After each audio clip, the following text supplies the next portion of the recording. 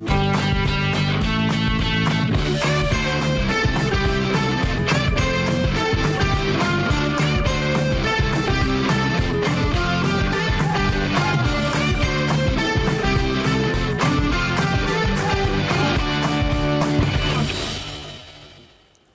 Mix at 3.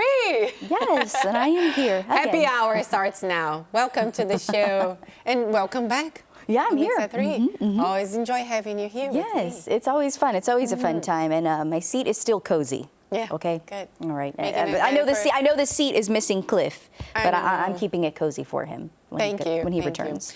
Speaking of Cliff, just have a quick update for y'all. So the surgery went well yesterday. So now he's resting. He's home, and he's 2 thumbs up. So he's good.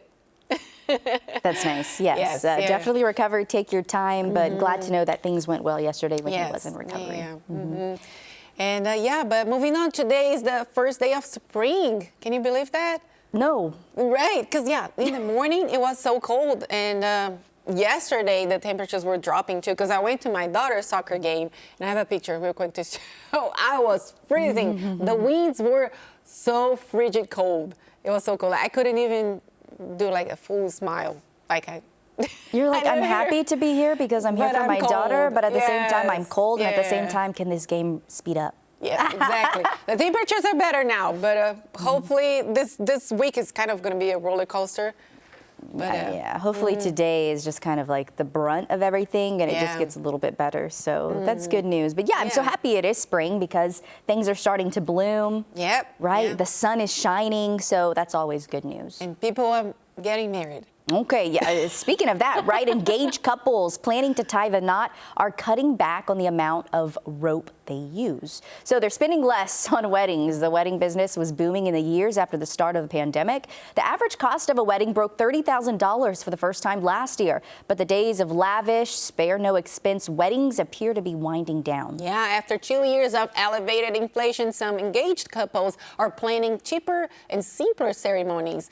We also may see fewer weddings, which is soared in a 25-year high in 2022. So going forward, research company The Wedding Report expects a nearly 17% drop in the number of weddings. Interesting. You're going to a wedding real soon, and I think your cousin is going all out, right? It's going to be a really nice wedding. Would you do the same when you get married? You know, it's hard to say because I'm not in that point yet, and I feel like I could say one thing, and then when I am getting married, it's like, oh, we're going all out. But I really don't think so. I want a beautiful wedding, don't get me wrong, okay? I want great food. I want, the best wedding dress and the cake and all of that. But I don't think I'm going to go all out. I still want something kind of private and small. And I don't want a destination wedding. My cousin, we're all traveling to Puerto Rico, and mind you, a lot of people are traveling for this wedding, which is great. You know, they have a lot of family and friends. But no, I want to get married where I am, with my person, and just do it like that. Okay. Yeah. And what about you though in your wedding? I got married in Brazil before I moved here. Okay, so you were at home with your family. Yes, in my parents' backyard. I didn't even spend with the venue. But that's very sweet and private. Yes, it was nice. It was nice, Okay, so to each their own on that. If you want to go all out, do it. If you're trying to save a buck, I don't blame you. Maybe you're going to go all out for the honeymoon. Hey. Exactly. Okay, something else that's trending right now. Fitness guru Richard Simmons raised some concern on Monday with a cryptic post on social media. He wrote that he was dying and went on to say that every day we live, we're closer to dying. That triggered a lot of concern about the health of the 75-year-old. What is going on, Richard? But a spokesman for Simons said their exercise celebrity is not dying and that Simons is healthy and happy. As for the message he posted, his spokesman said Simons was simply trying to be inspirational. Simons' post urged people to enjoy life to the fullest every single day. And then you see the tweet, he's apologizing. So many of you have gotten upset about my message today. Even the press has gotten in touch with me. I am not dying. So there we go. So I mean, if you say clearly on a post that you're dying, now you're not dying. I mean, we just hope you're healthy and well. Yes, Yes, yes. So he was trying to be inspirational. Well, I'm glad he kind of cleared that up since a lot of people were talking about it and wondering, what are you saying? It just goes to show whatever you post on social media, you really need to think about. Exactly. And words have power. yeah, if you were trying to be inspirational, just be inspirational, okay? Yes. Don't go around the circle and confuse people about it. That's all I have to say. Right. Glad he's doing okay, though. Yeah, All me right. too. Still ahead, phobias and anxieties can be a debilitating force in your life. How do we get past them? We're going to discuss the issues and possibilities of living with your phobias. That's next on Mix at 3. Phobias and anxiety disorders can commonly go hand in hand, affecting children and adults. Whether it's fear of heights, animals, clowns, even going outside, these issues can affect your life in a drastic fashion. Yeah, Cliff and I had the chance to speak with Dr. Jessica Britt Thomas, who is Director of Integrated Behavioral Health in the Department of Family and Community Medicine at MCG Wellstar. Take a look. Dr. Thomas, thanks for joining us. Appreciate it. It's a big subject that a lot of people have association with, phobias here. So what are specific phobias that we're talking about? Specific phobias is having an intense fear during an encounter of either an object, a thing, or an environment. They're fairly common, right? About 8% of women, 3% of male adults experience some form of a fear. They typically start in childhood.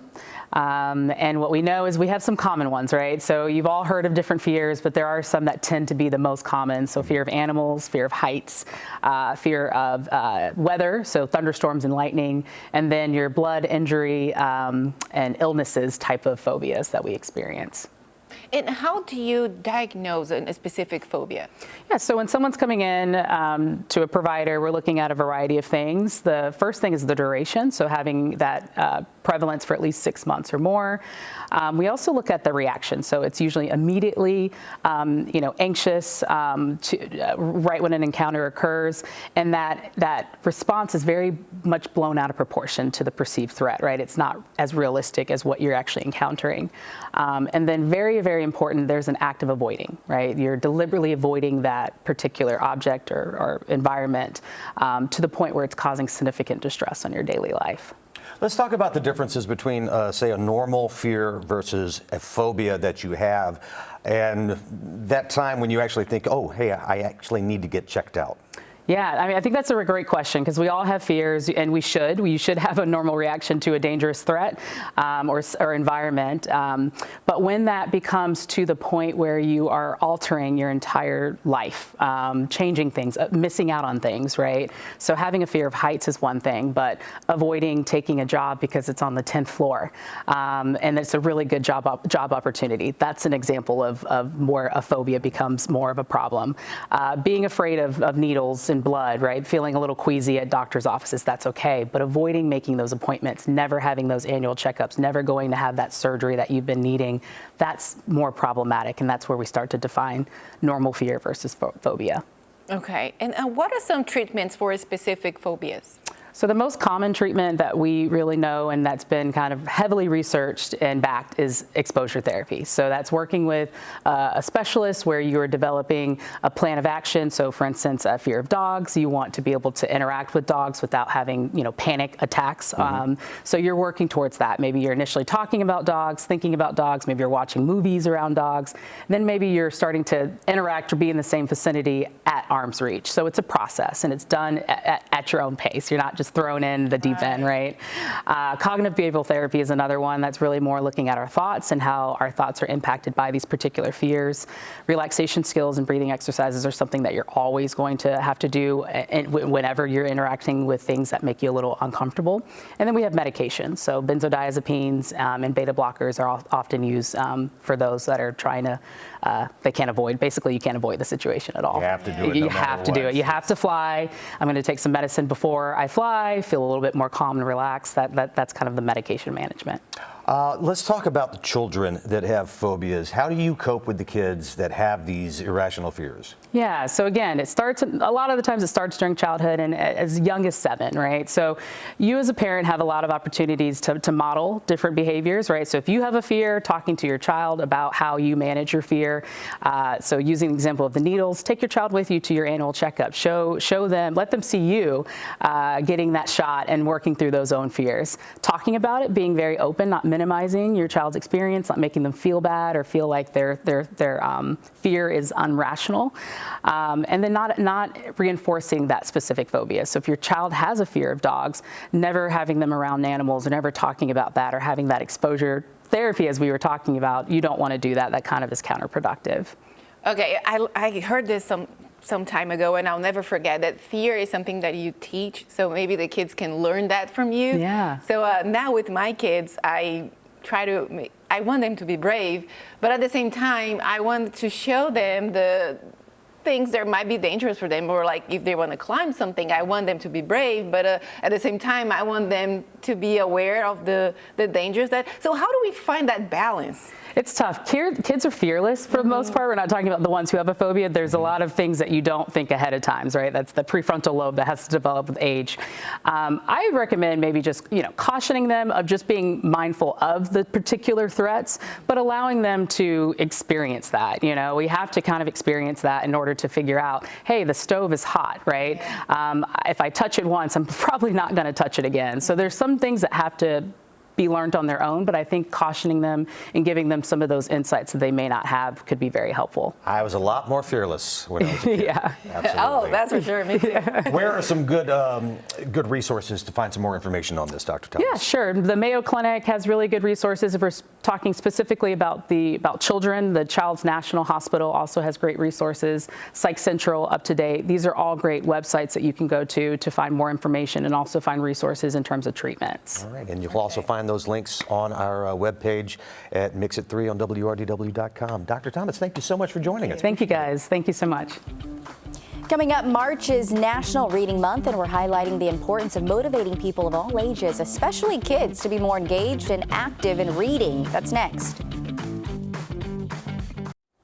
The average U.S. student requires 4.1 months of additional schooling to catch up in reading skills as a result of pandemic remote learning loss. Yeah, in honor of National Reading Month, Leticia Barr from Tech Savvy Mama is urging parents to spend time with their kids to not only encourage a lifelong love for reading, but to catch them up in the short term to ensure academic success. Take a look. Leticia Barr from Tech Savvy Mama. Hi, Leticia. Thanks very much for talking to me today. Thanks so much for having me. Thank you. Okay, so how do you encourage kids to read? That's a great question. Well, March is National Reading Month, and I would encourage all parents to start reading with their kids while they're young. So make reading part of your routine. As a mom of two, I have two who are teens now, but when my kids were little, I would read them their favorite picture books over and over and over again. And while it might feel really tedious and you might memorize them, that's a great way to start with your kids. I would also recommend let your child choose the books they want to read. Their interest and motivation as they get older. So go to the library, let them choose books. Things like graphic novels, comic books are great to maintain their interests, especially as they get into those upper elementary, middle school years. Oh, I love the tips. And then how can reading encourage parent and child interaction? Well, reading should be interactive. For when reading to toddlers and preschoolers, I would say to use the book as a jumping off point for discussion. So for example, if the book is about going to the park, ask your child about what they love about the park, or what they see at the park, or what they love to do at the park. Those are great ways that you can incorporate things that you're reading into the everyday life. So also when your child is old enough to read, keep reading to them and have them read to you. I know that when my kids were growing up, the books that we read together, we started out reading board books and then picture books, and then we read Harry Potter together. I actually read both of my kids all of the Harry Potter books as read-alouds at bedtime. It took up a significant amount of time, but being able to have that special time with them at bedtime and reading those stories together was really, really special. Absolutely. I love that. Love, love. And as a parent, how do you know if your child is understanding what they're reading? Well, that's a great question. So I would say if you're reading picture books with your child, ask your child to spot the real world objects. So for example, if they see a ball in the book, ask them to find the ball in the house. Ask them what shape is the ball. Can they find something else in that same shape of a circle? So things like that get them connecting what they see and what they hear about to their objects in real life. So if your children are older and independently reading on their own, I would say there are online education resources that can really gauge their understanding of the book, such as Brainly. Brainly is a great app for older kids. And because that's a good tool for kids to use, because as they get older and they're reading on their own, if they find themselves struggling with reading comprehension, they can turn to AI tools like Brainly for additional support. And I know there's been a lot of controversy about using AI for kids and learning, but I think that there's a big difference between AI doing homework for kids and kids using AI tools for educational support. And Brainly is one of those tools. So for example, Brainly can help them make sense of things that might be difficult to understand. And I think back to having to read classics like Shakespeare or like the Iliad and the Odyssey, books where language is a little bit difficult because it's not written in the language that kids are hearing today. So the things that kids have to read as part of their required curriculum in middle and high school that they might not be so interested in reading because it doesn't make so much sense, Brainly can really help them make sense of those difficult passages to aid in their reading comprehension. So I think it's totally fine to use a tool like Brainly to facilitate an interest in reading and to make sure kids are really understanding what they're reading. Yes, there are so many resources out there. Yeah, definitely. And Leticia, you have been a columnist for parents.com. You serve on the Education Advisory Board for responsibility.org. And you are a mission partner for the Center for Parent and Teen Communication. So you clearly know what you're talking about. What drives you to do what you do? Well, I would say as a mom of two and a teacher, I just always like to find the best opportunities available for kids. And, you know, parenting is a journey. I started my blog, Tech Savvy Mama, in 2008. At the time, my daughter was a preschooler, and now she's a college sophomore. My son, who's our youngest, he's a high school senior and heading off to college next fall. So I always tried to be the person to guide parents in their parenting journey. I started writing from a very personal place as somebody with a teaching background and navigating this world of technology. And through the tips I've shared through my blog, I've gotten some amazing opportunities to really help guide parents in this parenting journey themselves. So I don't claim to have all the answers, but I do hope that I can provide some tips and tricks for parents as they're searching for guidance themselves. So every family is different. What works for one family might not work for another, but I'm hoping that through my expertise, I can help parents make those difficult decisions and find the right choices that are right for their kids and their family. Well, and you definitely helped us today with so many valuable tips. So Leticia Barr, thank you so much. Thank you so much for having me. Good tips. Thanks for that. Up next, a recent report of a Kate Middleton sighting is raising more questions. We'll explain why after the break. It's been a difficult time for the royal family since Princess Kate disappeared from public view more than 2 months ago following what the palace called abdominal surgery. Princess Kate's absence and an edited photo have fueled speculation and also outrage over a lack of transparency. Yeah, the family is asking for privacy, but some say there are bigger issues at play. Holly Williams has the latest from outside Buckingham Palace. A powerful British tabloid newspaper is warning the monarchy is close to crisis. Kate hasn't been seen publicly in over 35 days. Blaming in part Kate's disappearance from public events. If you thought the craziest parts of the Kate Middleton conspiracy theory were over, well, just get ready because they keep getting thicker. Followed by the release of this manipulated photo. It sparked speculation and criticism. Exact same face from this photo. Is it time the royal family drop their strict mantra, never complain, never explain? As well as jokes. There is a non-zero chance she died 18 months ago. They might be Weekend at Bernie's in this situation. It's even raised questions about the state of her marriage. Internet sleuths are guessing that Kate's absence may be related to her husband and the future King of England, William, having an affair. It's not whack-a-mole. You can't go out and try and stop every story that is coming out on X, on other platforms.